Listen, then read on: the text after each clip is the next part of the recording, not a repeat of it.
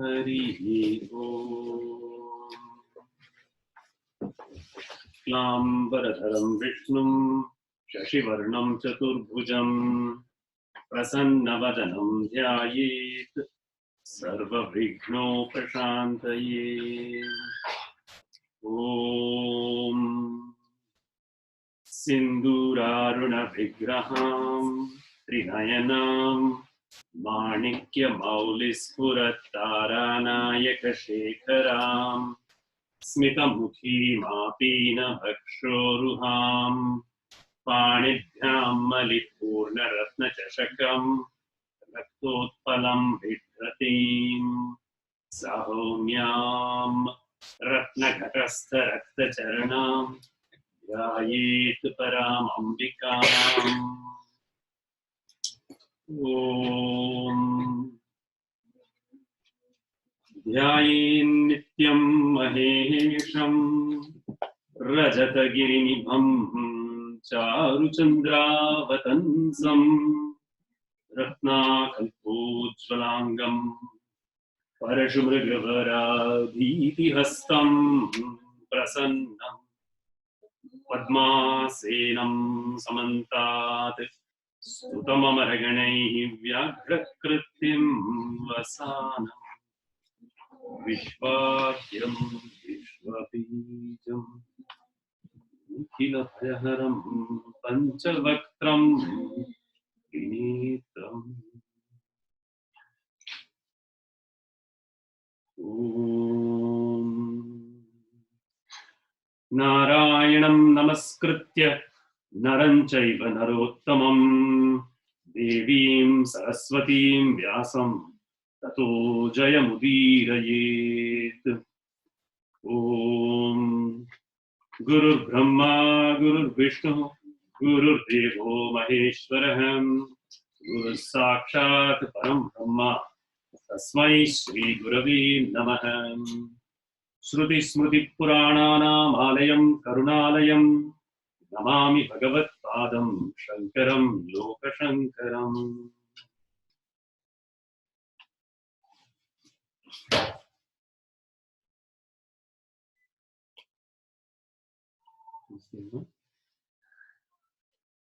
If you can join me in this, let us say together.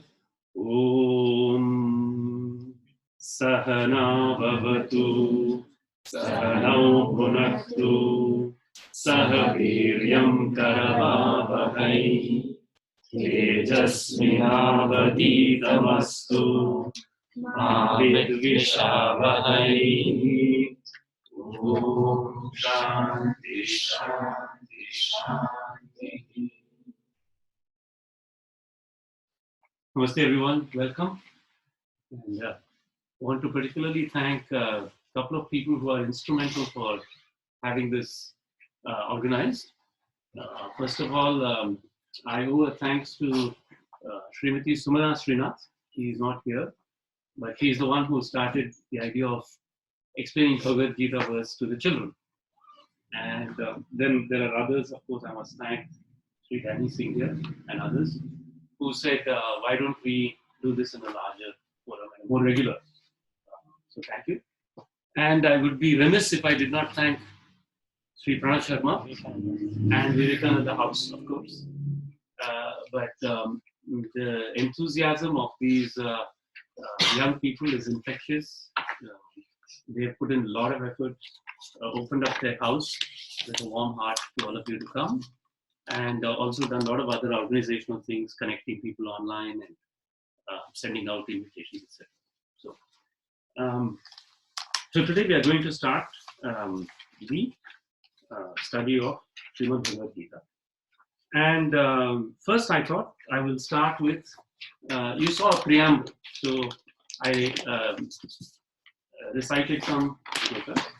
So let's try to recollect, if anyone can, if you've heard them before, what is the common feature of the first three shlokas there? Does anyone remember what the first three shlokas are? Okay. First one was Shuklam Bharadra. Okay. Second one was Sindhurarana. Third one was Dhyaye. Right? Now, if any of you have some familiarity with the Sanskrit language, there is only one verb in each of those shlokas. Okay? And what is that verb? And what is the common verb in all the shlokas?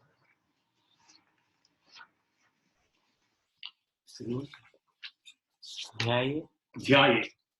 Dhyanam. All of them are dhyana shlokas. The first is dhyana shlokam to Ganesha or Ganapati. Second is dhyana shlokam to Devi. And third is dhyana shlokam to anyone?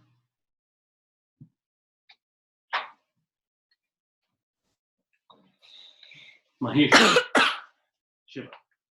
This order is important. So, before we commence the study, I'll explain to you the significance of this. First, prayer is always made to Ganapati because he is situated in the Mooladhara Chakra. Mooladhara is the root, the base of everything. It is only by devotion to Ganapati that you can get his grace. And when he gives you the grace, he enables something. What is this something? There is a tremendous untapped power in every human being. Okay? So in each of you also. No human has been denied this power. Okay?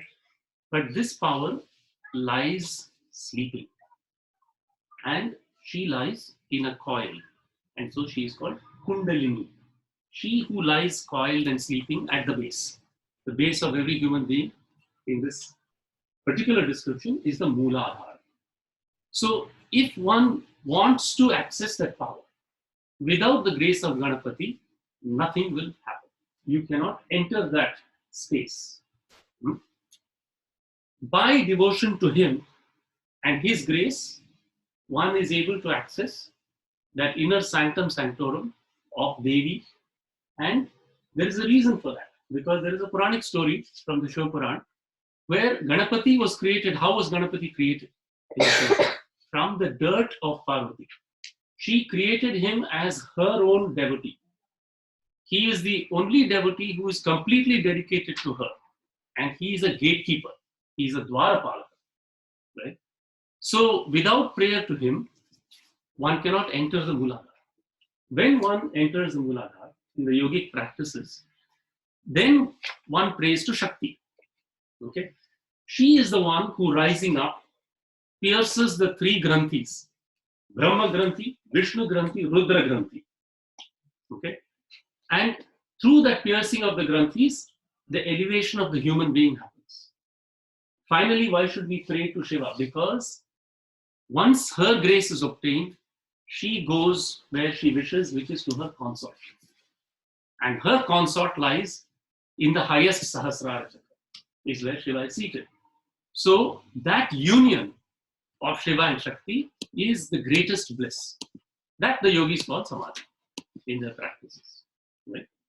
So, in the course of obtaining that yogic vision, there is a particular experience called Dharma Megha Samadhi. Dharma Megha Samadhi literally means the rain cloud of virtues. Okay? This rain cloud of virtues opens the human consciousness to a direct access to the truths in all our scriptures.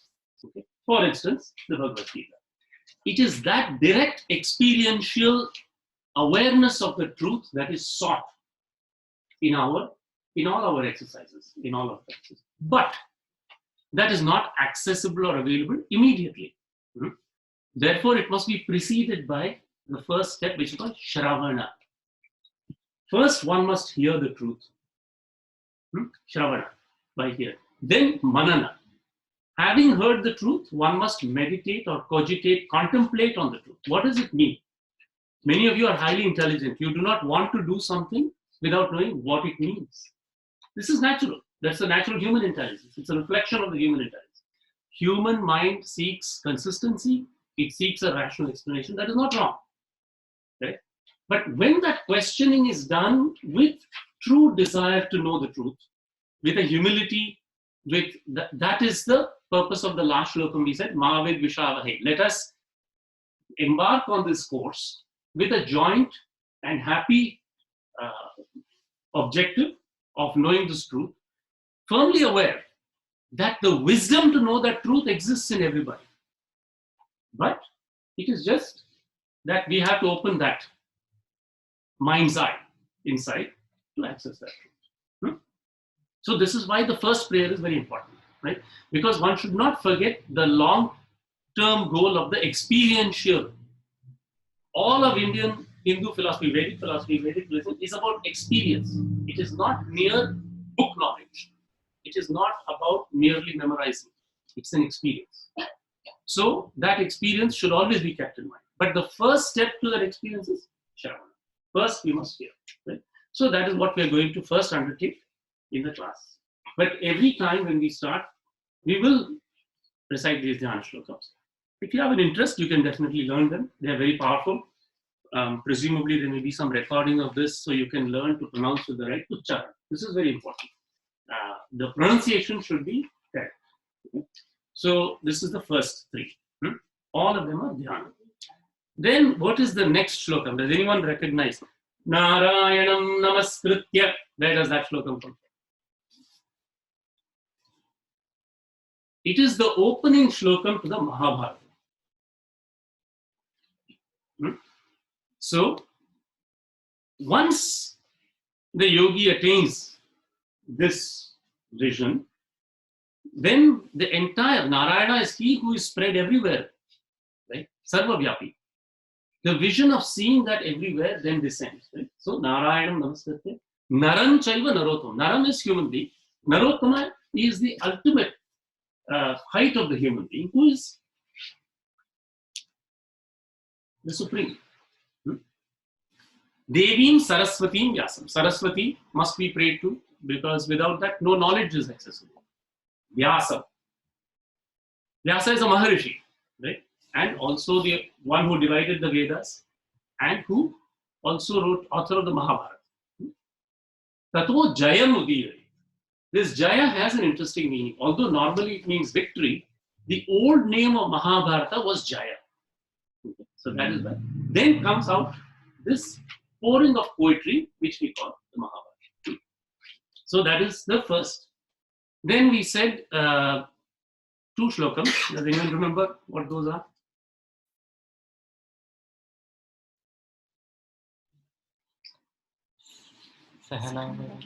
No, before that. Guru. One must pray to the Guru. The Guru can be a medium of transmission of knowledge, either in physical form or not in physical form also. But it is an openness of mind to it's a receptivity of knowledge. Right?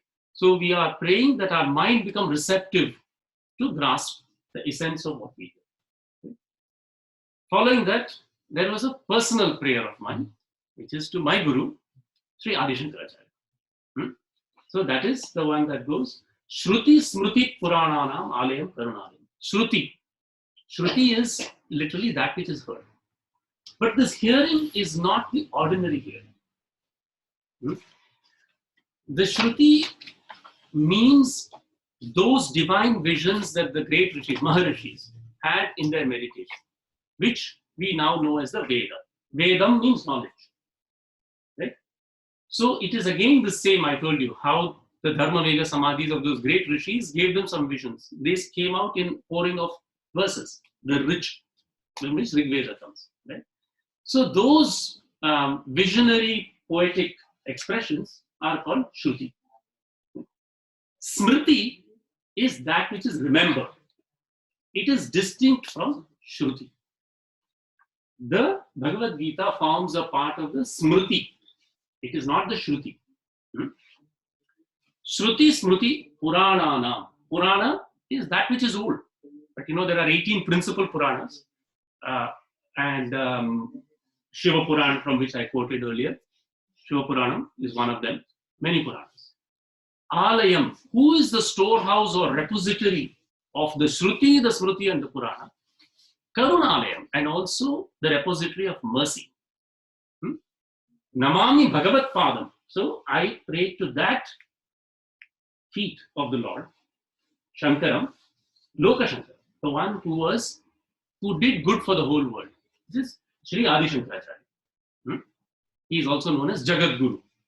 And the reason I've said that prayer is because this particular Bhagavad Gita book that I have in front of me also has the Gita Bhashya of Sri Adi Shankaracharya. That is his commentary. A Bhashyam is a commentary on it. So that is the first few things. Now, before we commence the study of the Gita, I will narrate one more, it's like one more verse, and then I'll explain. Sarvo Panishado Gavo Dogdha Gopalanandanaha Partho Vatsa Sudhir Bhokta Dugdham Gita Amritam Mahat. What does this verse mean? This is something called Gita Mahatmya. What is the greatness of the Gita? Sarvo Panishado Gavo. Now, this is a very beautiful mental imagery, which was in a time of agriculture and pastoral time. So these were cows and cow herds living together. All the Upanishads are likened to cows. So all the Upanishads are cows. Dogdha, the one who is the milker, right, is Gopalanandana, the one who makes Gopala happy. Right? Who are the Gopalas? The cowherds. They are the ones who take care of them. Gorakshaka. Right? The one who makes them happy is Gopal, who is Sri Krishna. He is the milker of these cows, which are the Upanishads. Look at the symbolism. Partho Vatsa. Partha is Arjuna. He is the calf. You see, when a calf is born, in our, if you keep a cow in the home, for the first many weeks, they will not separate the calf from the mother, because the calf must drink the milk. And that first milk is very thick after the birth.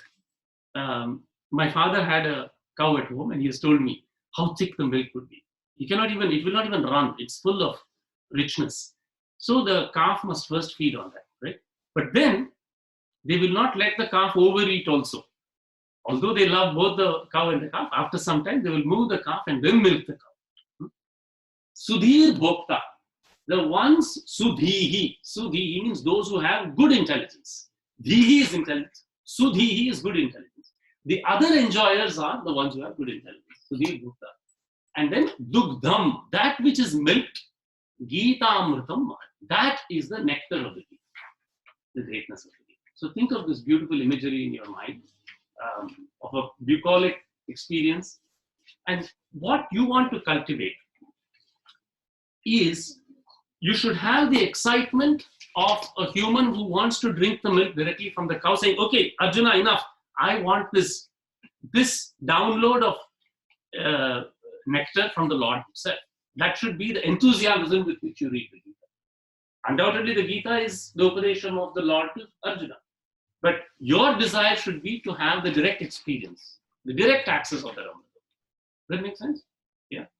So that is now there is actually a whole set of verses on the Gita Mahatmyam, but I have read only one verse. So I will try to be a bit selective because our time is not very long. But that, I think, is a particularly important verse. And again we'll see this, and I will quote another interesting verse, which is a Subhashita, but it's, I think, very useful to keep in mind whenever we do these studies, and it is very relevant to people today. So this verse goes, Ananta Shastram Bahu Veditavyam Alpascha Kalo Bhavascha Vignaha Yat Sarabhutam Tadupasitavyam Hamso Yatha Kshiramiva Ambu Mishram. Let's break down this verse. Ananta Shastram.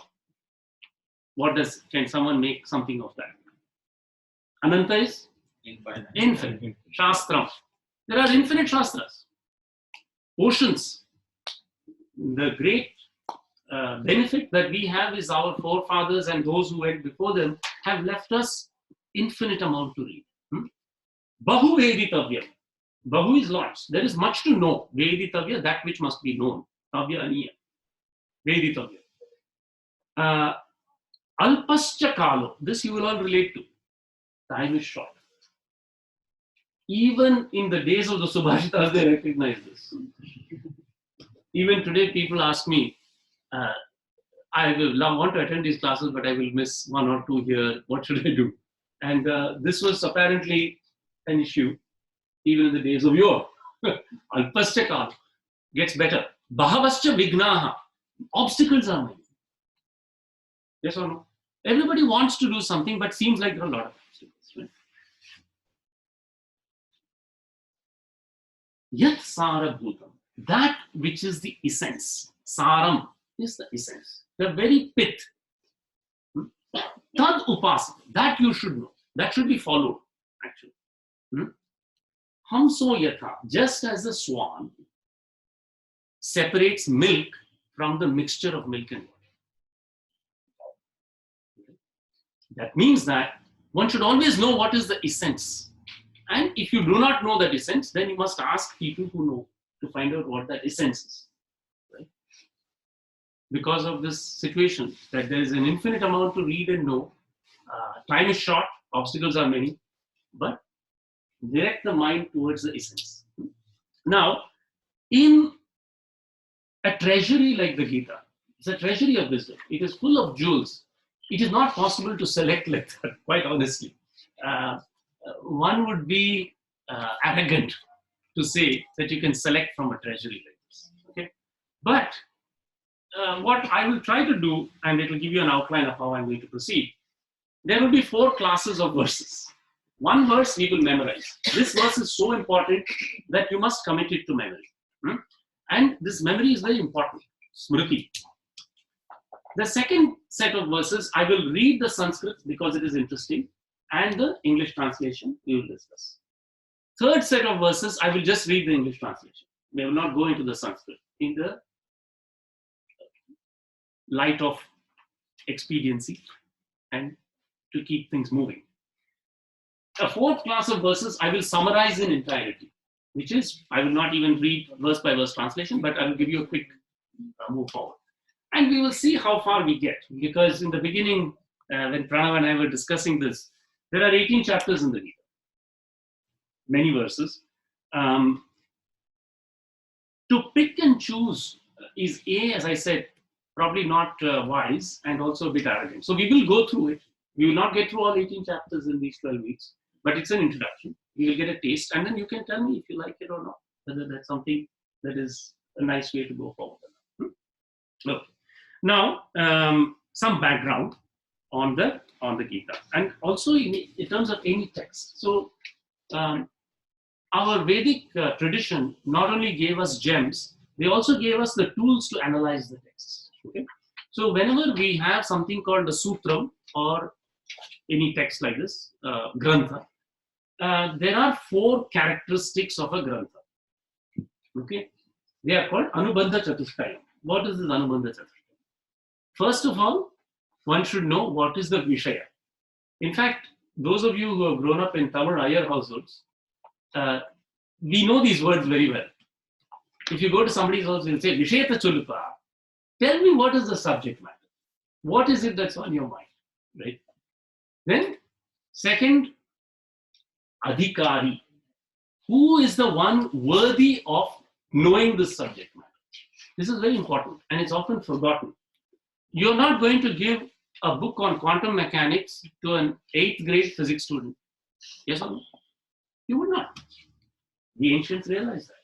So they said there must be an adhikari. We must have some characteristics of who is ready to read this.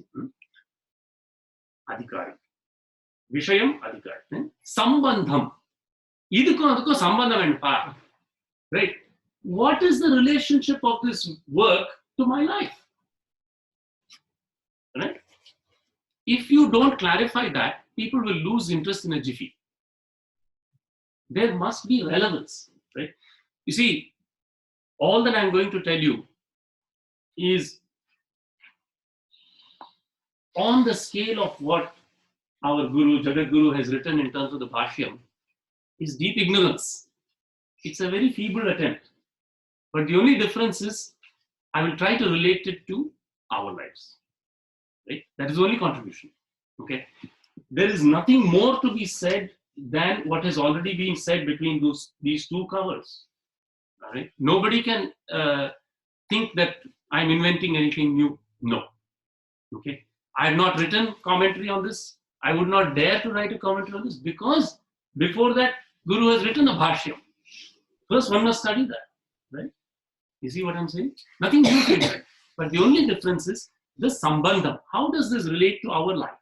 That's the only thing that every person can give who enters into this. Final one is prayojanam. What is the purpose? Iska prayojan kya hai? Correct? You know this from colloquial speech also. These you must be very clear about. Otherwise, what will happen? You will lose interest. Okay? Now, you also have to keep your mind keen to see, am I interested in the Vishaya? Does it relate? Is it have some sambandham to my life?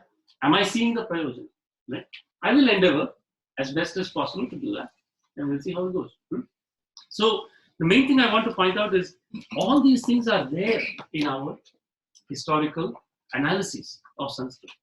So, when we started that first verse on the Gita with the children here,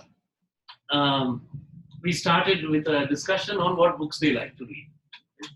And they told me, I like, one of them said, so I said, divide your reading time from age when you started reading to this time in two parts. First half, second half.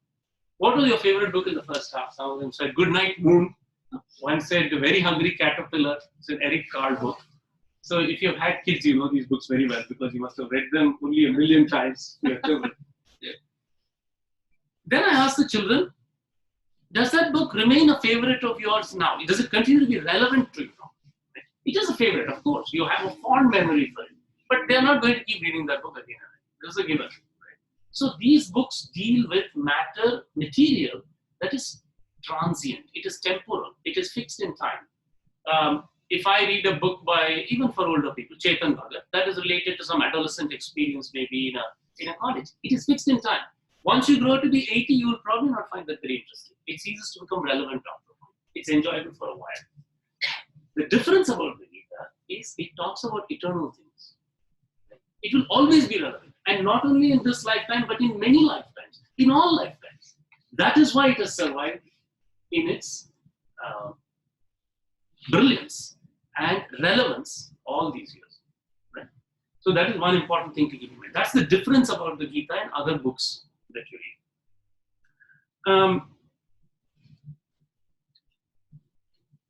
The other thing is, as we had the children are really fantastic, by the way. Their comments are very penetrating. So I said, what is it about the book? What has changed? First time you read it, you enjoyed it so much. What has changed? So one girl said, my mind has changed. Has the book changed? No, the book has not changed. The book is a fixed entity, but my mind has changed. So as we go through life, our experiences change our perspective. So the same thing that looked exciting one day is now no longer fun. If you read it 10 times, you may read Harry Potter 50 times, maybe 100 times. After a while, you're going to say, okay, enough. Right? But there are some books which the more you read, the more it expands your perspective and your mind. Are there books? Yes, there are books like that. This is one such book. The limitation is not in the book if you do not get something from the Gita. You must acknowledge that the limitation is in your perspective. So you must expand your perspective. It is such a book. This I can guarantee. Okay, prayojana. So let us take a very simple truism statement. Okay. What does everybody want? Everyone wants to be happy. Yes or no? Yes. We can all agree on that, right? Nobody wants to be sad. Okay. Good. So now we can think of two ways to do that. Okay. When do we feel happy? Let me give you some example. Yeah, you had some. When you get what you want. Beautiful. When you get what you want. When your desires are fulfilled, right? Okay. Now let's take some simple things.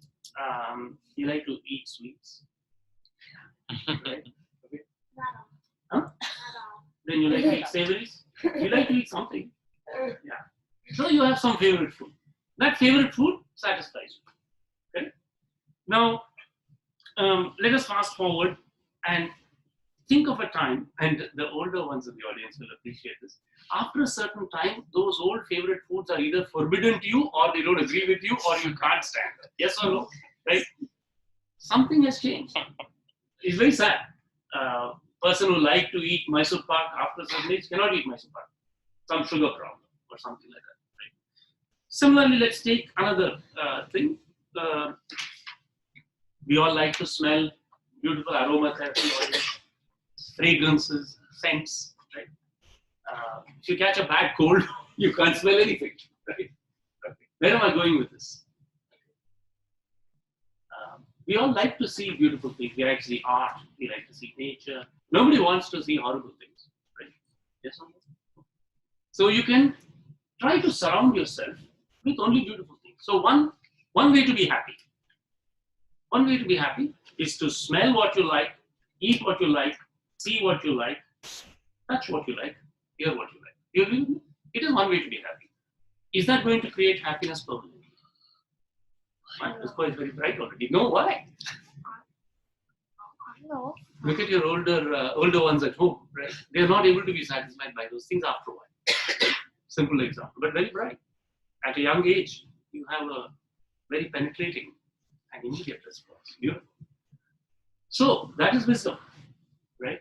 So in the Upanishads, this is called preyaha, that which is pleasing. There are two parts, preyaha and shreyaha, that which is good for you. Okay? So the preyaha is the pleasing, right? And we will all seek it. It is human nature to seek it. But there is wisdom in recognizing that only its pursuit, without any other heed, is guaranteed for failure because the body is limited. And the body has limitations in how much it can enjoy through the senses, right? Now, we can also think about the mind, and we can think about getting what you want, right? Do you always get what you want? No. Yeah. This is the greatest con job of life is that, right? Yeah. As a young kid, we try to do that. We try to, and actually through all of life, we basically try to surround ourselves with experiences where we can get what we want, right? But again, that is a path of prayer, right? Sure. There are some cases where it's probably not good for us also to get what we want, right? Yeah. And that is a risk. That's prayer, right? So the prayojana of this reading is to see what is the way that I can get everlasting happiness. How can I get something that is unchanging? Right? Whether I get the sweet I want to eat or I don't get the sweet that I want to eat, whether I get the object of my desire or I don't get the object of my desire, is there something there that can make me permanently not even happy, blissful? Right? That is the essence of the Bhagavad Gita. Right? And that is a very important prayojanam because that's what we all seek. If you really sit down with yourself and ask yourself every day, twice a day, you will come to this absolute conclusion. Right? There is nothing wrong that I've said. Right? But our memory of it slips every now and then, and we get caught up in the flow of life. Right? So that is what I would say is a prayojana. Okay. So, and it is very similar to all the other teaching of the Buddha. What is the teaching of the Buddha? Life is full of suffering and misery, right? By finding a way to be rid of misery, to let go of attachment, one attains same, no difference. So it is consistent. Now there are two themes in the Bhagavad Gita. I just finished this introduction. One I will call Upadesham. Another one is called Anushasana. So what are these two Sanskrit words? Upadesham means this. In the opening flyer, you saw two English words. I said it's a treasury of wisdom, and it is also a handbook for living. Right? So the treasury of wisdom, there will be certain verses that are merely statements of wisdom. Whether you understand them, what level you understand them, they are statements of wisdom. That is the Upadesham. Okay? So the Lord says certain things, certain facts about life. That's good. One must seek to understand. The second is the Lord also gives instruction, Anushasana, a certain discipline. Do this. Right? It is not only a theoretical book, it is a practical hand. So one should have the ability to distinguish which verse is an Upadesham and which verse is an Anushasana, and then follow those to the best of one's ability. Right? So the entire 18 chapters is a sequence of treasury of wise sentences, okay, which we may or may not be able to understand with the mind in its limitation, and a sequence of instructions. Do this, because then through this you will attain. So that's why it is a very powerful text. Okay. And finally, I will say one thing. Is there a, suppose somebody doesn't want to attend Gita class, is there an alternative? Yes, there is an alternative. Okay. If one can turn the mind inward and surrender to whatever you see inside, you don't need Gita. Okay. The problem is, you try it, and those who have tried it, will know it's not that easy to do. Okay.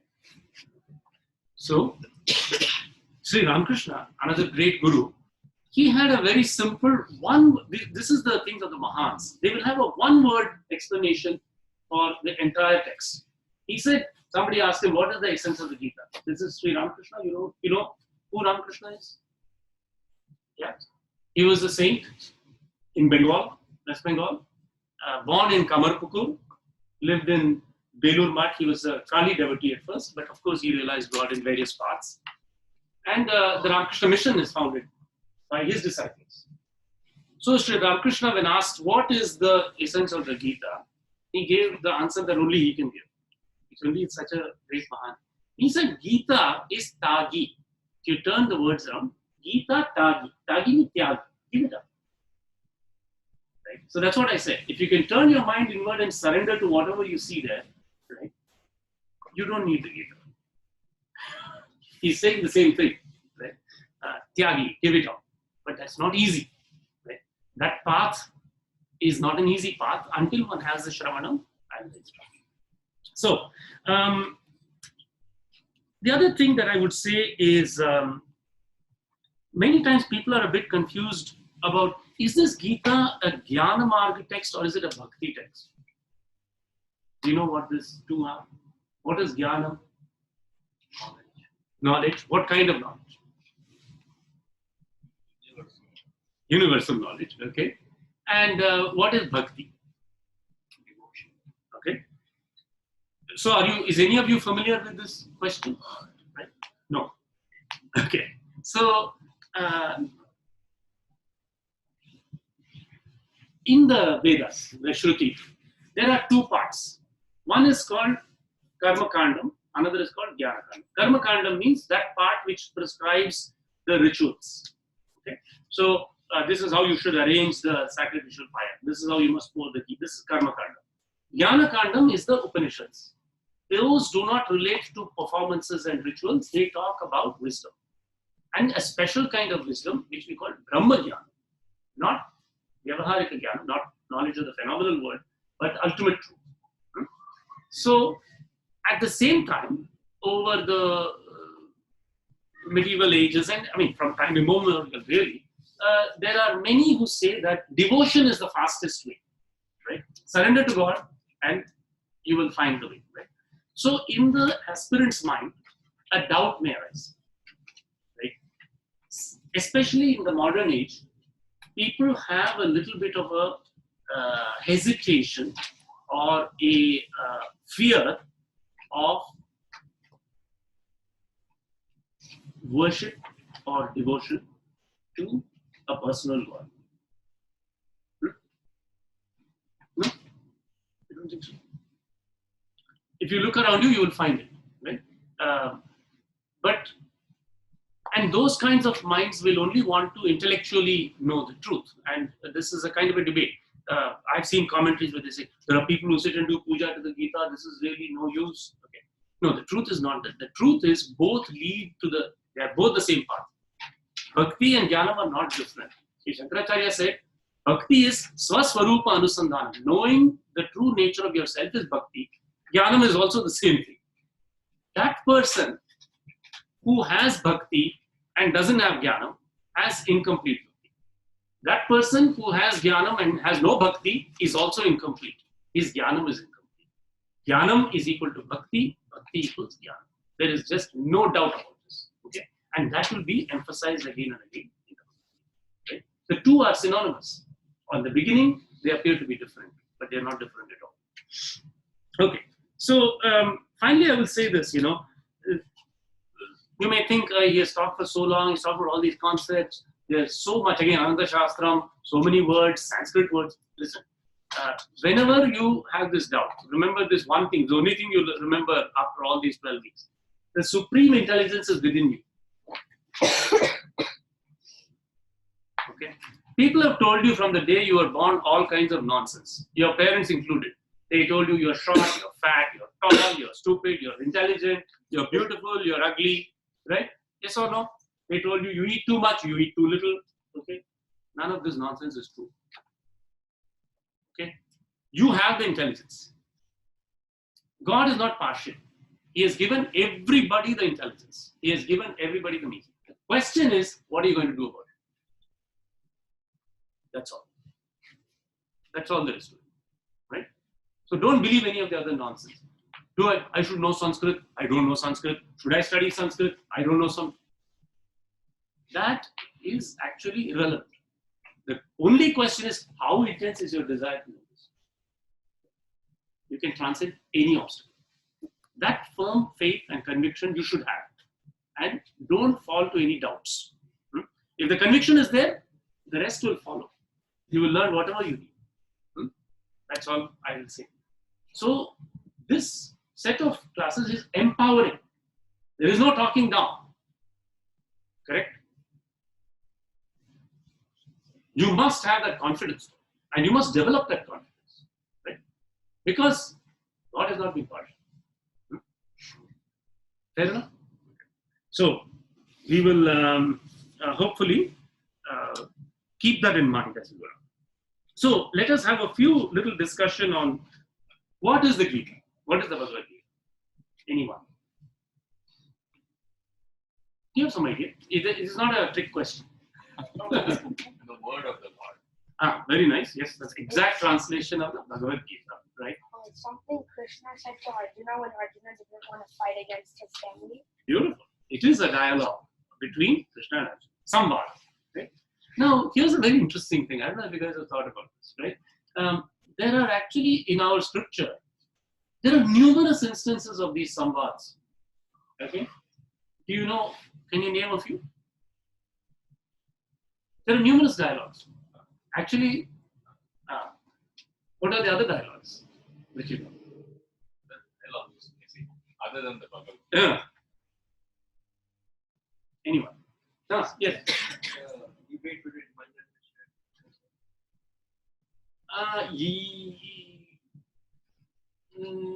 yes, sort of. Yes. I'm thinking of those that you. Okay, I'll give you a few examples. Everybody relates slokams, narrates, recites Vishnu Sahasranama. Okay. What is the dialogue? Aditya, what is the dialogue in the Vishnu Sahasranama? Between who and who?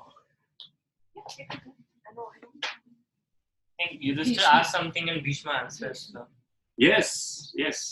So it starts with, how does it start? Yudhishthira Vacha.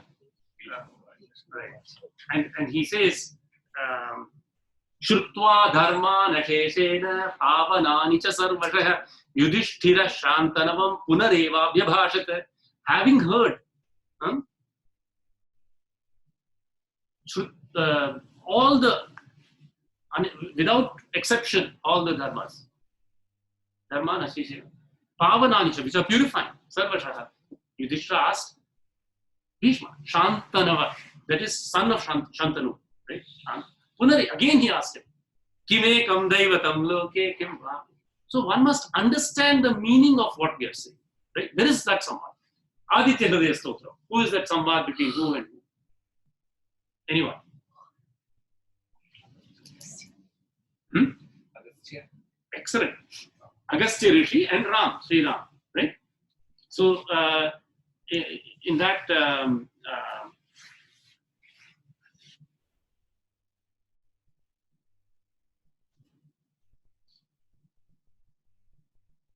he's explaining the beauty of Surya. So beautiful, thank you. And the Maharishi Vasishta, right? So there are actually all our scripture is a set of instructions. Okay, I'll give you another one. Devi Kavacham. don't know if you have heard of this. It's a conversation between Markandeya and Brahma. Markandeya Vacha, right? That's how it starts. He says, Yad Guhyam Paramam Loke, right? What is that secret in the world? So these dialogues always between one who knows the ultimate truth and one who is seeking. So it's an example of that. There is also a couple of more if you're interested. Tripura Rahasya. You have heard of this? That's a conversation between Dattatreya and Parashuram. Parashuram goes and gets instruction from Dattatreya. Kathopanishad. Anyone? Who is the Nachiketa and Yam. Nachiketa goes to the Lord of Death and says, please tell me, what is the secret of death? Right? And if you go and read the Upanishads, there is a time where Indra and Virochana go and ask Brahma for instruction. So it is replete. Right? These are dialogues, and they're very beautiful dialogues. Now, where is the Gita from? Meaning, what book is it an extract from? Yes. The Mahabharata. Very good. And that's why I first said the Dhyana Shlokam of the Mahabharata. In the Mahabharata, there is a part called Bhishma Parvam. In that Bhishma Parvam, this dialogue. So a couple of just facts. Who are the main characters in the Gita and what is the background story? Oh, Sanjaya. Sanjaya. Sanjaya. Is it? Sanjaya. Sanjaya. Sanjaya. Sanjaya. Very good. Huh? Dhritarashtra. Arjuna. Krishna. Very good.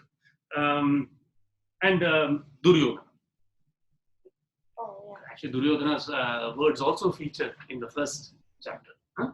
So, who is who? Because in Tamil we have a saying, Vidi Vidi Ramayana, get to the Ramayana, the Sita Chitta Pavan, means after having listened to the entire Ramayana, one shouldn't ask, was Rama the uncle of Sita? Right? So let us at least know the relation of these five people to each other. So, we have established one part of the dialogue. There is Sri Krishna and Arjuna, two characters. Correct? Okay. Anything else you want to amplify about the relationship between these two?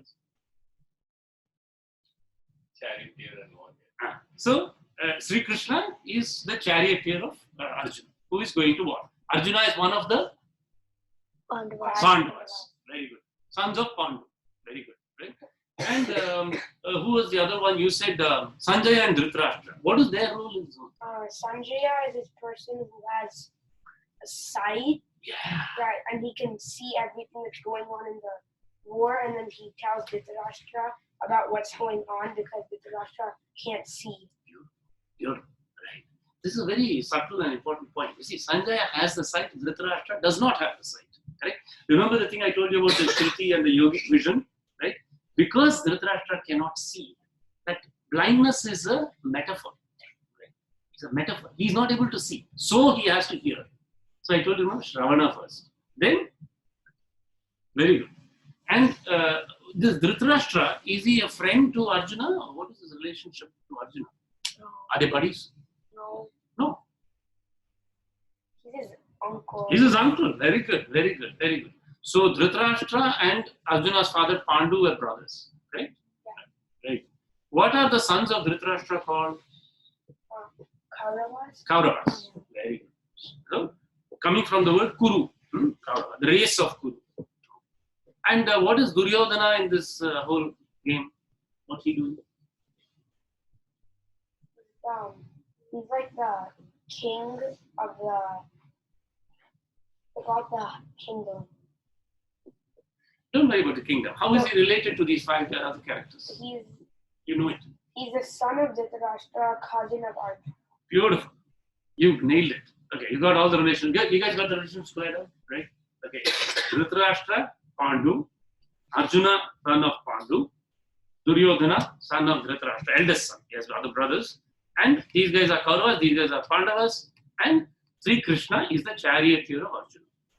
Sanjaya has yogic vision. He is telling Dhritarashtra, who is blind, the situation, what's going on. You know, when you call up your friends, say, hey, what's going on? That's what he's replying. Okay, very good.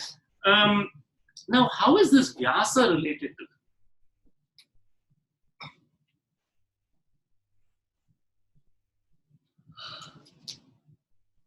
You know who Vyasa is? Let's see if you remember from the earlier part of our conversation. Who is Vyasa? He's the author, right? He's the author of the Mahabharata. But you know the funny thing, he is also in the Mahabharata. Did you know that? These people are his descendants. Okay. See, Vyasa, he was the son of Rishi Parashara. Parashara took a fisherwoman as his consort briefly, Matsyagandha, and she later was named Satyavati. And Vyasa was born of them in an island. And that's why he's called Krishna Dvaipayana. Dvipam means island. Dvaipayana, the one who is born in that island, is Vyasa. Now, Satyavati had sons, Chitrangada and Vichitravirya, two of them.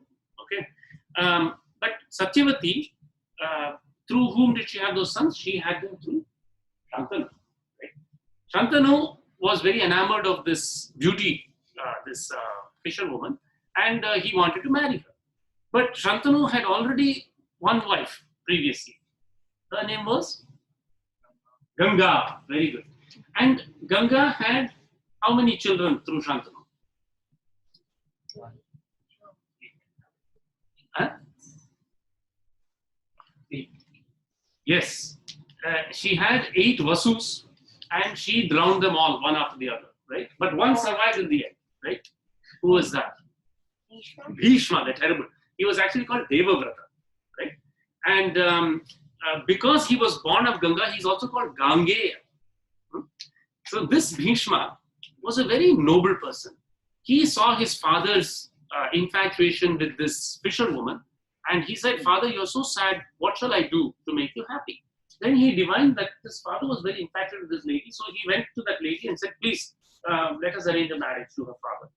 And but the father of that lady, Satyavati's father, said, "Listen, you are already a son in this line. Tomorrow, if my daughter has children, they will not be heirs to the throne of Shantanu. So, you know, this is not acceptable. If you marry, then you must not claim it." So his name Bhishma came because Bhishma means terrible. He took a terrible vow and he said, "I will not have any children. I will not marry. I will not have any children." Right? And then they were somewhat mollified. He also reassured that whoever are Satyavati's children will be the ones who are the heirs to the throne. He also gave that vow. Right? Now, what happened is Chitrangada and Vichitravirya, they both died childless. Okay, so the danger was that Satyavati, that this line was going to die out because Bhishma would not marry. So then there was a particular practice in those days called Niyoga practice, whereby Vyasa was called by Satyavati, and the wives of Chitrangada and Vichitravirya, through them, children were born. There were 3, Amba, Ambika, and Ambalika. And the story goes that is the history of why Pandu was born white-faced and Dhritarashtra was born blind. Okay, because Vyasa, being a Maharishi, was not very attractive to look at physically. That's how. So Vyasa is actually the forefather of these. Okay, so I always joke to my daughter that Mahabharata is the first reality show where you star in your own creation. Keeping up with the Kauravas.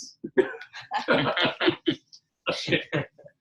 So, very good. So now let's start with the first verse. Okay. So this verse I recommend for memorization, and I think Pranav has been passing out these sheets. Thank you. Thank you very much. This is so nicely done. He has given on one side in Devanagari and the other side in Romanization. So let us start with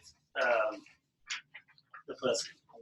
Prathamo Adhyayaham Dhritarashtra Uvacham. You can recite with me or after me. Maybe first time you can come after me.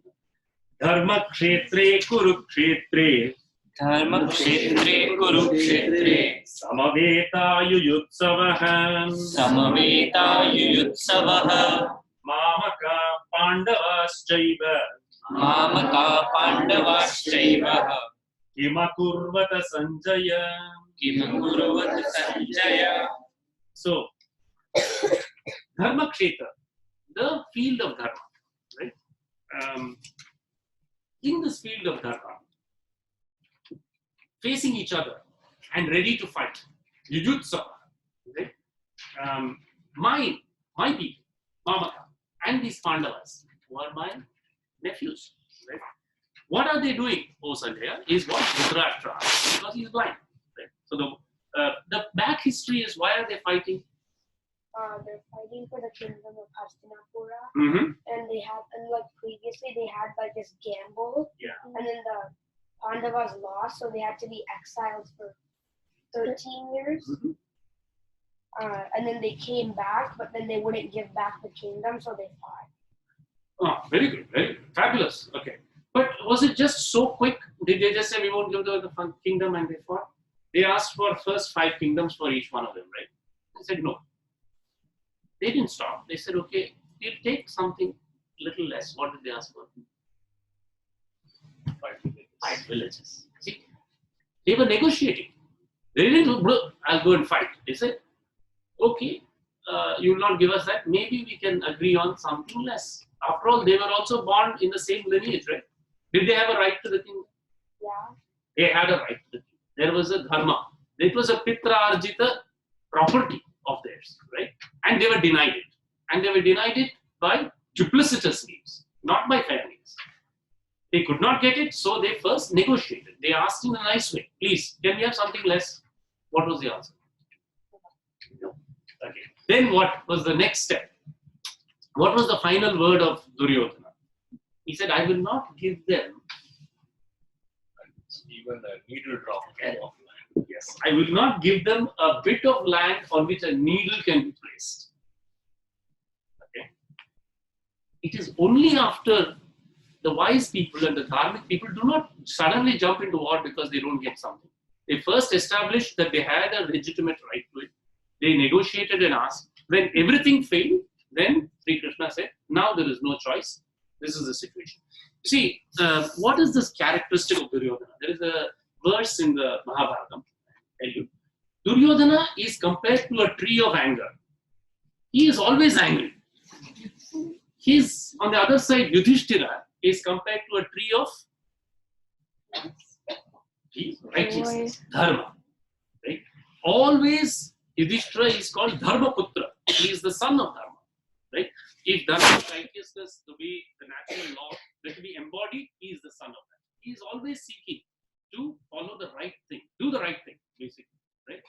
And so on one side you have a person who's trying to do the right thing, on the other side you have a person who is a tree of anger. Right? And from these have produced all the associated people on both sides. So this is basically a battle in the mind. Right? The mind wants to do something good, the mind wants to get angry. Which one should it choose? Right? There is a time for anger too. There is a thing called righteous anger, right? But we will come to that nuance later. When is that justified, right? Okay, so now I will quickly summarize. So after Sanjaya asked Dhritarashtra this question, he says that King Duryodhana, he approached Dronacharya, and he said the following words. He said, look at this army assembled, and Duryodhana, being a slightly sarcastic type, he says, you old fool. He's not saying it in as many words. Dronacharya, your own Shishya, Drupada has assembled this army. What kind of a sotto voce, unspoken text is, what kind of a guy are you? Your own Shishya has arrayed this army against us. Okay. And then he says, there are very brave and mighty warriors, equal to some like Bhima and Arjuna. And on our side also, there are various warriors. Okay, so that I'm going to skip through. This is verses 2 to 20. I'm summarizing. Okay? And then what happens is, getting ready for the battle, they used to blow their conches. Right? So there was the metaphorical analogy is that the mind is very disturbed when it is involved in a dilemma where it is wondering, should I do the right thing? And I'm being overwhelmed by anger due to various things that I feel I have not got my right, etc. Right? So in this case, the mind becomes very disturbed. That is that tumult of the conches blowing. Right? Oftentimes in your life, sometimes you will feel that your mind is very upset by something. Right? At that time, They will say, go take a bath. Your parents will say, you wash your face, cool down, calm down a little. That is the situation in which the war is happening. Okay? So, skipping quite speedily, we will go to verse 21. Okay? Verse 21 is for me to read out, and I will read the translation. Okay? So, Arjuna uvacha Sena yorubhayor madhye Ratham sapaya me achyutam Yavat etan niriksheham Yodhukaman avasthitan. So, Arjuna tells Sri Krishna his chariot here. Station the chariot, O Krishna, between the two armies, so that I may behold them standing, bent on doing battle, those with whom I have to fight in this war. So he's saying, I just want to see who's on either side. Bring me to the middle. 21 and Kair maya sah yodhavyam asmin rana samudhyame, whom I have to battle with in this war. So then what happens is that he says, I shall observe those who are massed here and are about to commence this war, eager to please the wicked Duryodhana in this enterprise. So thus bidden, Sanjaya is now saying, he's telling Dhritarashtra, thus bidden by Arjuna, Krishna brought the best of chariots between the two armies. In front of Bhishma and Drona, as well as of all those rulers, and said, behold Arjuna, those masked Kauravas are here. What did Arjuna see? Arjuna, yeah. He saw all his cousins and Beautiful. friends. Shailesh, that's wonderful. Yes. He saw his fathers, grandfathers, teachers, uncles, brothers, sons, grandsons, comrades, as well as fathers-in-law and friends in the ranks of the two armies. Right? And seeing them, his kith and kin, Arjuna was overwhelmed by supreme compassion and sorrowing, he said. Right? Now, let's try to relate this to our day-to-day life. Right? Suppose you see an animal caught in a trap. Let us say it's a bunny rabbit. Okay? And you cannot release the trap. You have to cut off its leg in order to free it. Okay? How prepared are you to do this? Will you do it with equanimity? I don't know. If you will, that's fine. Yes or no? Maybe yes. Maybe it's okay. Suppose your brother's hand is caught in a trap. There's only one choice. You cut his hand off, or he's going to die. Cut his hand off. Cut his hand off, obviously. Your brother's hand. You do it. Try it. You're still young. Okay, this is not good advice to the parents. Don't try this at home. This is the danger of, talking to children. But anyway, the truth of the matter is, it is very, very hard in our inner nature to hurt somebody willingly, even when we see that there is a greater good behind it. That's the point, right? So, if you're a firefighter and you run to a burning house, somebody's got their hand stuck under something, two choices. Next minute, a burning log is going to fall on them, or you have to cut off their hand. It is still going to cause you, even a trained firefighter, a little bit of why do you think all our veterans from the wars have post-traumatic stress disorder? Because it is not natural for a human being to do that. It takes training, right? It takes great mental resolve to willingly cause pain to another part of creation, right? And even if you take something like a bunny rabbit or something like that, which is not so close to you, there will be some hesitation. Should I do this? Right? There was another piece that I missed in the fourth, before starting, I should have gone to that. And that is something called, I said there is something called adhikari. Who is fit to read this work? So actually the Gita itself tells you who is fit to read the work. If you go to chapter thought I had. Yes, please. You said willing. Mhm. Would it not be not willing, but not deriving pleasure? There's a difference in being able to harm someone. Mhm. You're unwilling to do it. Mhm. The difference is, if you're conscious, Mhm. you're not taking pleasure in it. That's true. But you're making a decision, Right. which is objective and, based on the situation, probably warranted. So it's not a willingness of hurting, it's the understanding of the situation. I agree. So the distinction I'm trying to make is that when one is confronted with the choice of causing harm to one's kith and kin, it is not easy. It's not an easy choice, is what I'm trying to say. You will not do it naturally. Okay? That is human nature. Duryodhana was trying to do it. That's right. And that's why I came to the adhikari. Okay. So who is this Gita for? Obviously, if I read this to Duryodhana, it's going to have no effect, right?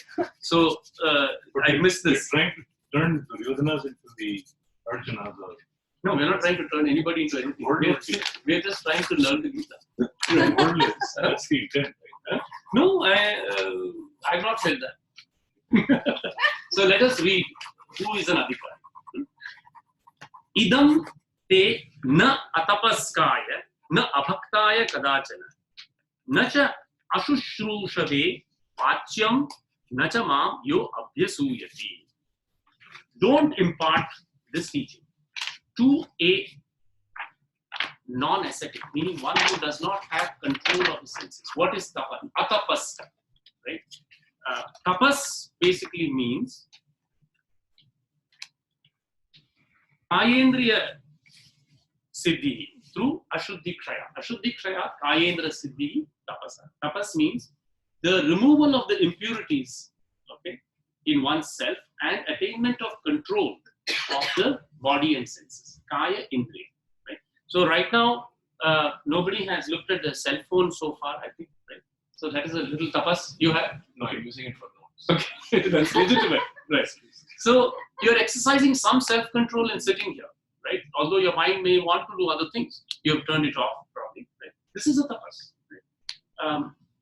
That is a prerequisite for the transmission of the Gita. It will not have effect on those who don't have these qualities. So let's read the rest of them. Na abhaktaya, one who is not a bhakt, who's not a devotee, right? And never to one who does not want it, who does not want to listen to it. You should not read the Bhagavad Gita to those who don't want to listen to it. If any of these you have some doubt about, I told you right now. Okay, this is what is written. And one who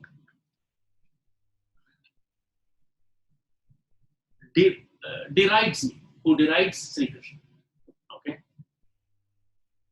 such people are not fit for the Gita. Okay, I told you this adhikari thing is very, very important. I'll tell you why. So yes, the rishis had these great sites and they composed the Vedas, right? But the rishis had tremendous psychological knowledge. So they said, this Vedam that we have so beautifully composed, it must be imparted to those who are ready for it. Okay, and that who is ready for it, this has got distorted over the years. Okay? They said there are some people who either have knowledge of this imperishable Brahman or who are intently desirous of seeking it. And these people, by their behavior, we will call Brahmanas. To them only, the Shruti, the Vedam is to be imparted. Okay? Fair enough? Now, this word Brahmana has become very loaded. Nowhere in any of the Smriti does it say it is by birth. It is not by birth. It is by behavior. Even the Manava Dharma Shastra says it is by behavior. There are prescribed codes how you should behave. If you don't behave like that, you fall off from that qualification. Okay? And they said there are other temperaments. There are those who are not interested in the ultimate truth. They may be of various kinds. They may be merchant type, they may be warlike, they may be pleasure seekers, whom we call Shudras. Shudra means nothing other than one who is a pleasure seeker. Every time you eat a nice sweet and you enjoy, you're a Shudra at that time. It's a fact. Okay. Every time you turn your mind towards the truth, you're a Brahmana. Every time you engage in some Vyaparam activity, you're a Vaishya. Every time you go to fight with somebody, you're a Kshatriya. Not actually fight, the characteristic of Kshatriya is lordship and giving charity. Right? These are the characteristics. So they classified based on the personalities of people, so that they could judge who is ready for this. Right? However, after doing all this, then it's, as I said in the thing, every time where the Vyas would come back and say, but sir, all of humanity must benefit. What can I compose that is good for everyone? Let us not restrict this. That is the. It is for everyone who satisfies these characteristics. Right? It is not based on any of the Varnashrama Dharma, but it says still, even though it is not based on the Varnashrama, it says these must be satisfied. You must at least have bhakti for Sri Krishna. You must not deride him. You must be willing to listen to him, and you must have some self-control. I said 1.5 hours, you should be able to sit quietly. That is enough. In Kali Yuga, that is tapasya. Right? Agree? Okay. So, this will straight away tell you the characteristics of the person for whom this instruction is intended. Right? If those characteristics are not there, it will not achieve the chemical reaction will not happen. The transformation will not happen. And that's a fact. And I'll tell you some examples of how that happens. The ISKCON consciousness people did many good things. Prabhupada published many translations, one translation of Bhagavad Gita, spread it worldwide with good intention. But now that Bhagavad Gita is the subject of a lawsuit in Russia, where somebody said this is an incitement to war, because he says you must fight. Okay? It's a terrorist man. Do you know that? Huh? I've heard about it. Yes. So what has happened here? It was imparted to the mind that is not ready. It is twisting it out of context. Right? So there is everyday evidence of when you breach this rule, what is the consequences. Right?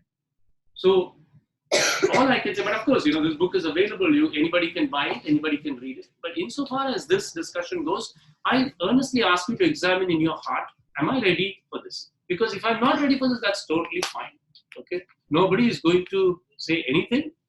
But if you come, please see if you're self-qualified in these respects. Otherwise, it may have a bad transformation for you and for the people around you.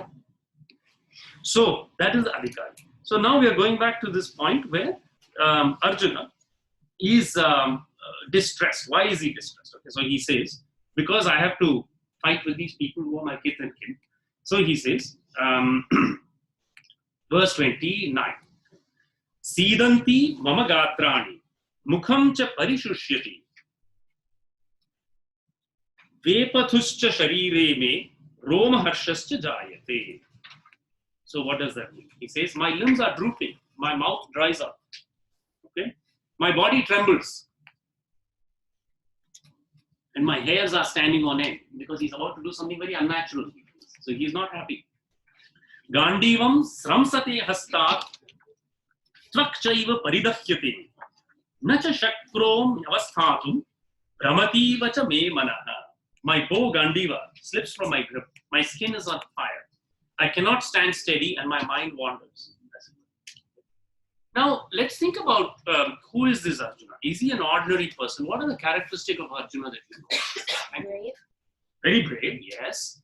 Can you know some of the, remember some of his exploits prior to the Bhagavad Gita?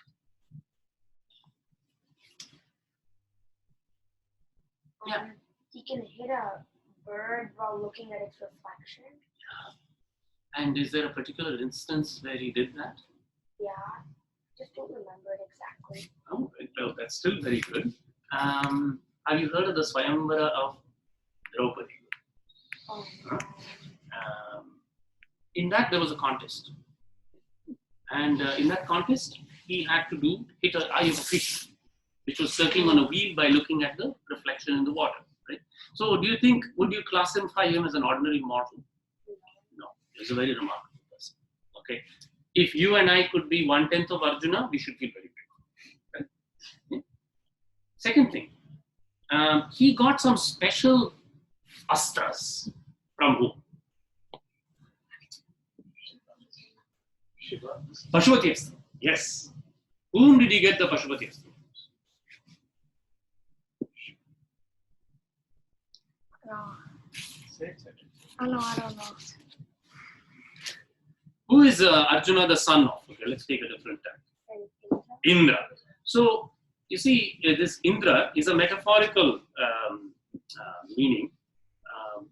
Indra is the lord of the Devas. The Devas are actually your sense organs. Senses. So, Indra is the one who has conquered the senses. He is the king of that. He is the mind. Right? The mind can conquer the senses. Right? And Arjuna is directly descended from such a power. Correct? Not an ordinary mortal. That means he has some yogic practice. Right? And he got Pashupati Astra, divine things, means he has performed some tapasya. He is in this state. Correct? If you and I were put in a similar situation, or let's say 1/10 weaker situation, how would we be? You tell me. So, this is not, one should never deride the state that Arjuna is in. Okay? He's a very unique human being, a very accomplished human being, a great archer. You see, this Dhanur Vidya is a metaphor. And if you read the Mandukya Upanishad, in one of the Upanishads you will see, it says, make the bow, right? Take the bow of the Upanishads, fit it with the arrow which is Om, and fire it at the target, which is Brahma, right? So, Dhanur Vidya is a metaphor for meditation. Okay? It is the exact physical manifestation of concentrating the mind. So, if you are very good at concentrating the mind, you will be good at Dhanur Vidya. That is why the great Brahmanas they were acharyas of Dhanur. They had great focus and concentration. There is a parallel, internal, mental, and physical. Similarly, by practicing the physical, you can gain support for that internal practice, the mental practice. Right? So Arjuna is a great archer, means he has tremendous powers of concentration. He says, my mind wanders. Okay. And we all know this. Mind wanders quite easily. I cannot stand steady. Right? And he is confused in this situation. And then what happens after that?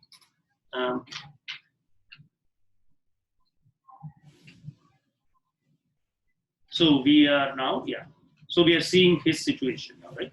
So I will read the English translation directly for the next 6 verses. Also, I see contrary portents. In killing one's kin in a war, I can see no good at all. I don't seek victory, Krishna. I want neither kingdom nor pleasures, O Govinda. How can kingdom, enjoyments, or even life profit us? Those for whose sakes are the kingdom, enjoyments and pleasures sought, those very persons stand here to fight, surrendering life and possessions. Preceptors, gurus, fathers, sons, grandfathers, uncles, fathers-in-law, grandsons, brothers-in-law, and relatives. These I do not wish to slay, though they may slay, O Krishna. No, not even for dominion over the 3 worlds, much less for this earthly kingdom. What pleasure shall be ours in killing Dhritarashtra's sons, O Krishna?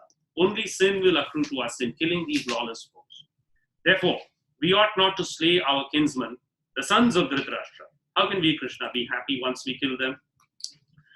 Blinded by greed, though they do not see the evil that threatens our family with decay, or the sin in being treacherous to relations,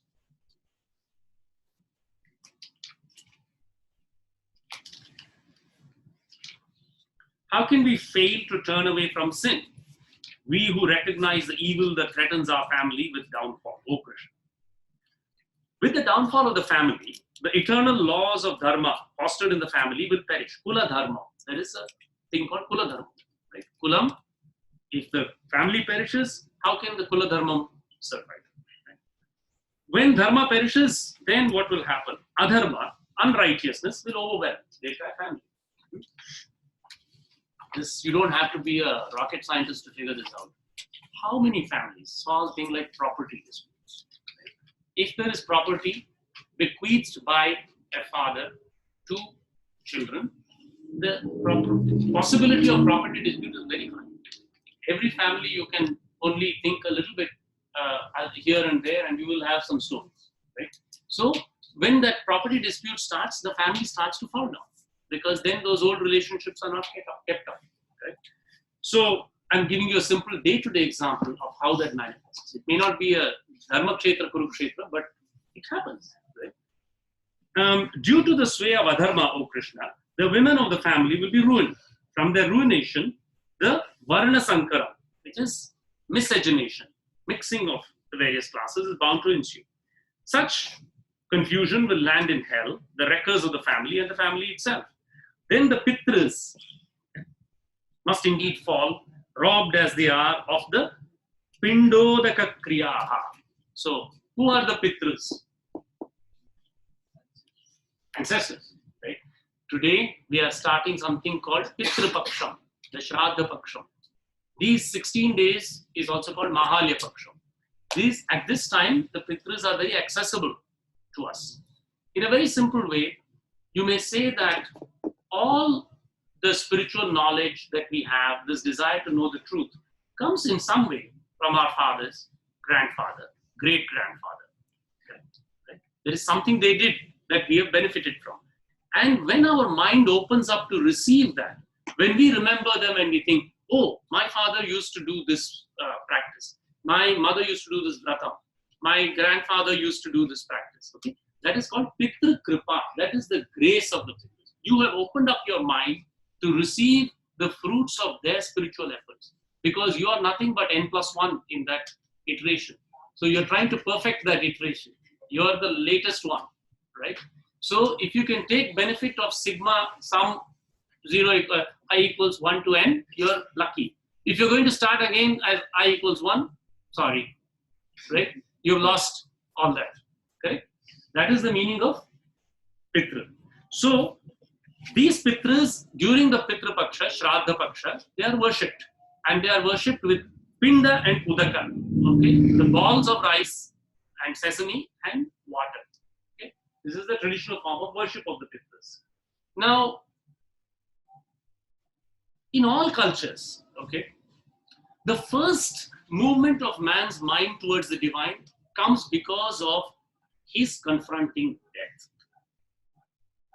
In the Egyptian culture, the death, there are special things, they put them in tombs, and pharaohs are put in tombs. You take any culture, the lowest first access of mind towards the divine comes because man cannot explain what happens after death, right? That is why in our thing, we say, Bhulokam, the world we live in, Bhuva, Pitrulokam, Suva, the plane of the gods, the senses, Bhuva, Bhuva, Suva, Mahajana, Tapa, then Satya. The first lokam above you is Pitrulokam. If you have no devotion, or you have no humility towards your forefathers, there is no chance of you to ascend to the Devalokam and higher. Correct? Is it appreciation also, or is it just for the forefathers? Right. Is it would it be better to understand it as an appreciation for what they did, or more when you say humility, just understanding that you are grateful to them for what is the... Yeah, we can benefit a lot by examining their spiritual practices that have come down to us through stories that people in the family can tell you, and that can be very inspiring, because you see, what is the difference between a Brahmana and others? Okay. They say a Brahmana knows Brahman. Okay. And also say that Brahmana knows that everyone has been created by one Brahma. Okay. It is true that everyone has been created by Brahma, but the Brahmana affirms that. He says, from Brahma, I am descended through this Gotra and I have come here. You are all my kith and kin. How can it be otherwise? If we are all descended from the same ancestor, can you not be my brother or sister? You have to be my brother or sister. So whatever you are, you're a human being, that fellow feeling must be there. That's the meaning of Brahman, right? And that comes because you start tracing your ancestral line back. Right? And the Vedas tell us that this ancestral line leads back to no one but Brahma. It stops there. There is nothing beyond that. Correct? So your parents, those departed above them, if your parents are alive, then you're lucky. You can learn from them while they're alive. But if not, if they're departed, we can learn from their spiritual experiences. We can remember that at that time. And then when we enter into our own spiritual practice, it will be a benefit because they have done something, right? They will have followed certain paths. That is your Kula Dharma also, right? On the other hand, it is also a way, see, no human being is perfect. We may have some resentments towards our parents or forefathers, those resentments also, if we let go and say they were also human beings, they worked very hard, they tried very hard. Maybe I'm no better, I'm also a human being. I might also be making some errors. That makes the mind very soft and ready for instruction. Right? It makes it very open, right, to seeing the unity in all of us. Right? So that is how I think Pitru Kripa can be gained. Right? But very specifically by the practices. So he says if that doesn't happen, then the Pitras fall, and then they are robbed of these Pinda and Udaka. Then, by the flaws of the records of the family causing the confusion of classes, the eternal laws of the community and family are nullified. So, Jati Dharmam, Kula Dharmam, all these fall down. O Krishna, we have been told that men whose family principles are nullified, whose Kula Dharma is broken, have necessarily to dwell in hell, Naraka. And alas, we seem determined to commit a grievous sin, since due to greed for a kingdom and its pleasures, we are up in arms to slaughter our kinsmen. If in battle the sons of Dhritarashtra, weapons in hand, were to kill me, unarmed and undefending, it would be better for me. He says, I don't want to engage in this. I really don't want to fight this war. Now, this set of arguments, would you say that these are the product of an untutored mind? We could not construct such an argument because many people don't know what Pitru Kripa is yet, right? This is a highly advanced soul. He is making a very reasoned argument. He knows how the world works. He says, if we do this, this will be a problem, right? Then what he says, throwing away, Sanjaya then said, throwing away his bow and arrows, his mind consumed with grief, Arjuna spoke thus in battle and sank into the seat of the chariot. Okay? So that is the end of the first chapter. Iti Sri Mahabharati Shata Sahasrayam Samhitayam Vaiyasikyam Bhishma Parvani Srimad Bhagavad Gita Su Upanishatsu Brahma Vidyayam Yoga Shastre Sri Krishna Arjuna Samvade Arjuna Vishada Yoga Nama Prathamo Adhyaya.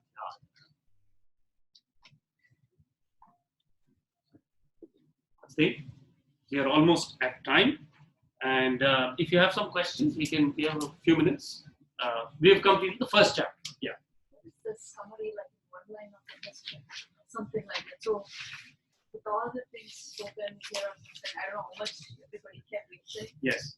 Just like a one line, 2 line summary. The subtle meaning of it is that the mind can get confused at times as to what is the right thing to do. And in those moments of confusion, it can come up with all kinds of specious arguments to not do what it has to do. Right? Mind's a very devious thing, very clever. It will justify and rationalize every reason to do something that is should not do, but it will rationalize it. That is exactly what is happening in the first part. And this rationalization is actually extremely intelligent. It is very well reasoned out. And what cannot, an ordinary person, if I ask you to rebut, I put you on debate, okay? Rebut Arjuna's thing. Can you do it? It's difficult because he is skilled. The arguments he has made are fairly cogent. In fact, you will need to read a little bit to understand what his argument is, right? You will need to know what is Kula Dharma, what is Pitru Kripa, etc., etc. Why is he reasoning like this? Why is this, Varna Sankara so bad, right? These things we have to understand. And then somebody with a deeper knowledge is going to come and tell him and clarify his mind. Say, no, my son, this is how you should act. So that is what is to come, right? Does that help? So whenever our mind is disturbed or whenever we are confused as to what is the right thing to do, this is a fantastic book to turn to. Okay? It will provide wisdom in any time, in any place. If your mind is disturbed, you're unsure of what to do, if you've read it and you've got something from it, then if you go back and read it, it will give that firmness, clarity of thinking, firmness of purpose to do what is right. And that's what it is. But this is not only giving that, it is giving you the highest Brahma Vidya also and the Yoga Shastra. Because Sri Krishna is not just a charioteer, he is Yogeshwara. Yogeshwara means he is the Lord of Yoga itself. That's why it says Yatra Yogeshwara Krishna. Right? So these are not ordinary people.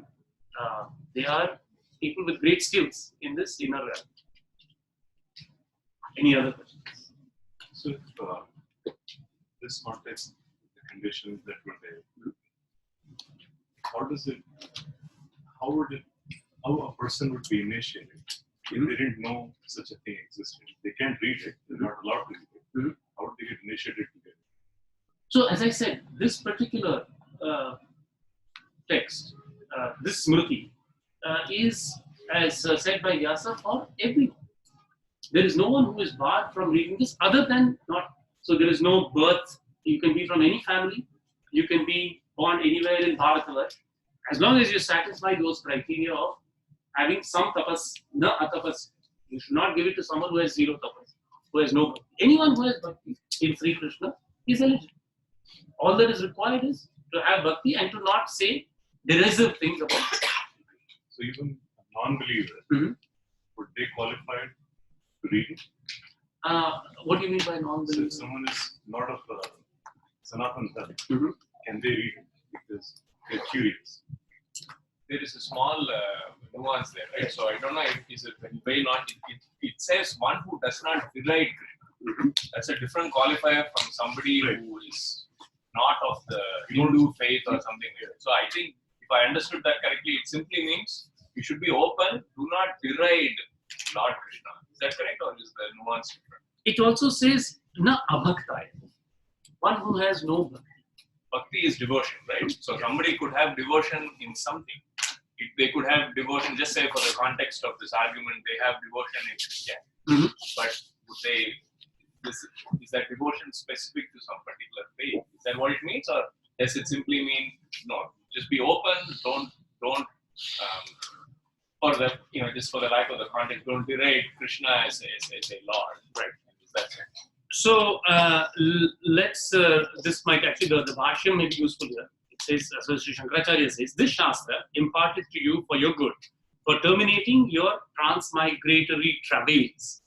Don't impart in any circumstance to a non-ascetic. To be an ascetic is not enough. One must also be a devotee, have devotion to God and teacher. Even asceticism and devotion don't suffice. One must also have the desire to heed. The seeker again should not again be a reviler, taking me, Vasudeva, to be a mere man, accusing me of boastfulness and other faults, not tolerating through ignorance my godhood. He too is unfit to receive this instruction. Now, this is a good question you raised, and the answer is a little longer, but I will try to give you a hint as to how it is. What is unique about the Hindu faith and this framework versus, say, having devotion to any of the other gods which are not part of Sanatana, right? And I will give you a very quick answer, but we can explore it more in the future meetings. The first thing is this distinction between Shruti and Smriti.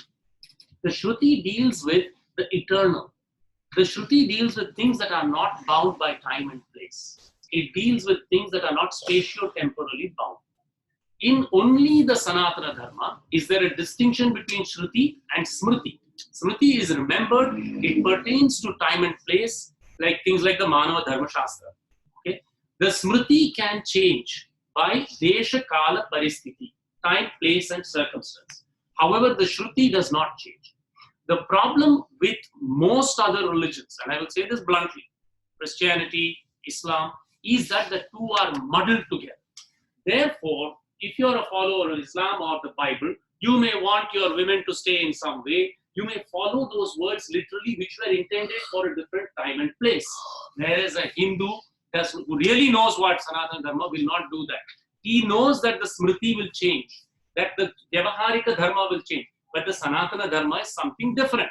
So he will not do stupid things like trying to interpret, or hopefully he or she, to interpret these things too literally every day. Whereas if you're a follower of the Bible or the Islam, it is very likely you will do that. And you're seeing that manifestation even today. If for thousands of whatever years those things have been in existence, you're seeing that. Is that correct or not? I think that's a very good point when we talk about Varna Sankar and all those things. In today's day, life, it doesn't work out the way we interpret it today. And one thing which I have noticed is the same thing we are following from the other cultures, that we have to follow it literally makes the problem in understanding any of these things. usually I say when you don't understand this, then maybe contextual. At that time there was no Christian, no Islam, nothing. So they didn't have to think through all these things. So it was, and in that particular setup, there was only one, you can call religion or whatever. At that time, that would be a better word than religion. At that time, and that was the text. So there was a lot of text in there, which will not work out well for today's culture, today's society.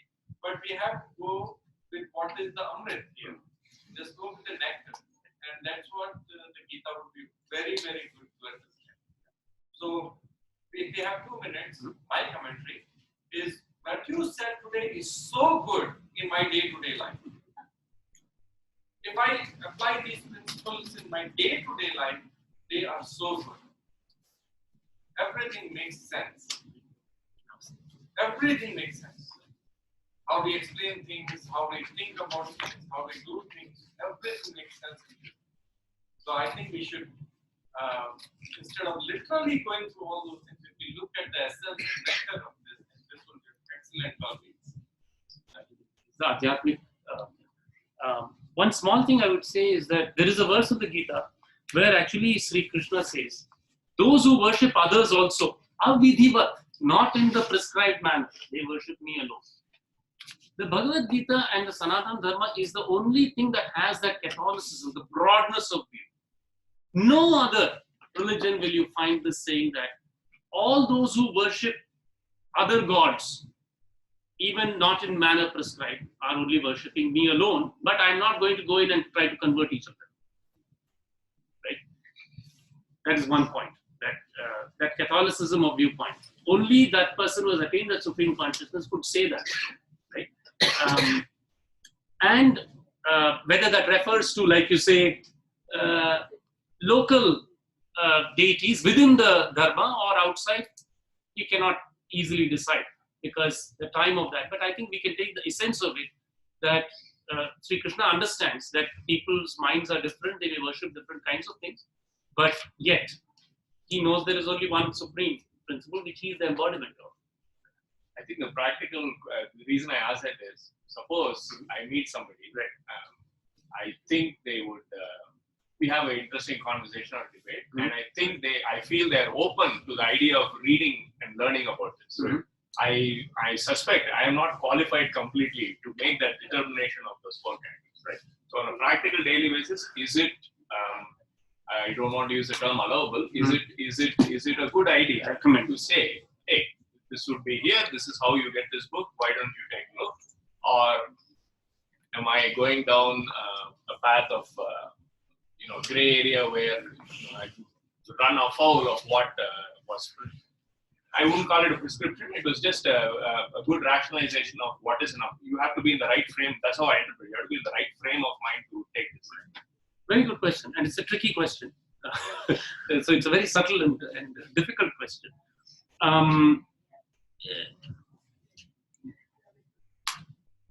I'll pose it slightly differently. Okay, so you all come here, right? How many of you have come here for the children? I'm here for the family. Okay.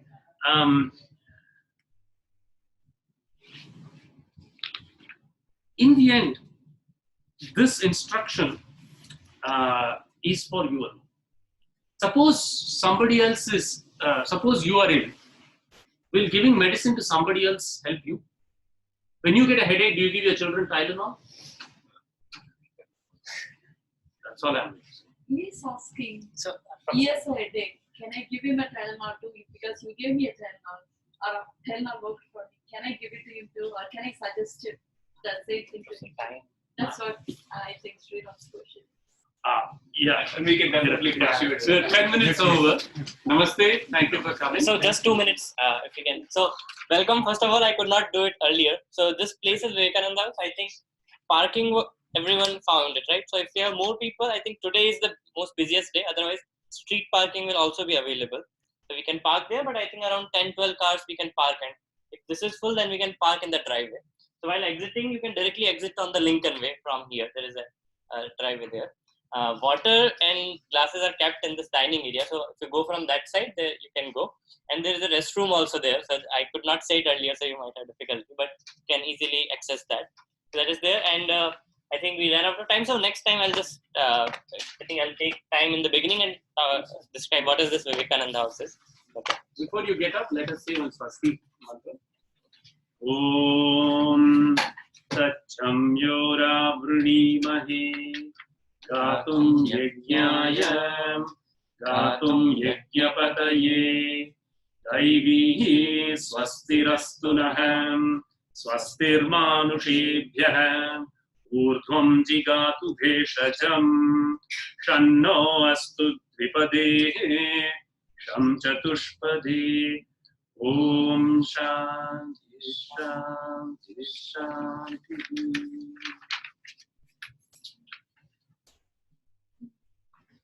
Namaste. See you next time.